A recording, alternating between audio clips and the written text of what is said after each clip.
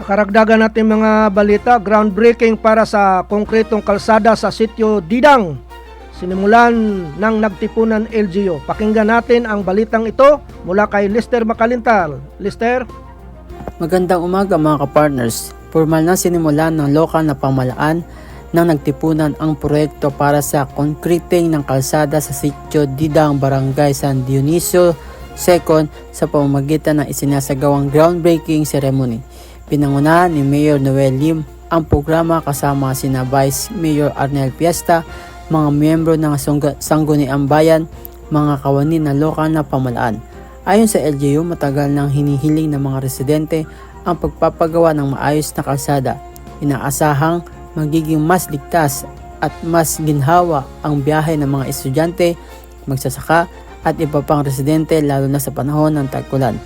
Bahagi ng proyekto na patuloy na magpapatupad ng nagtibunang LGU ng mga programang pang-infrastruktura upang mapalawak ang serbisyo at may sulong ang kaunlaran sa mga komunidad kabilang ang mga malalayong sityo sa bayan. Para sa Diyos at Pilipinas kung mahal. Lester Makalintal, kaparte mo sa balita at serbisyo.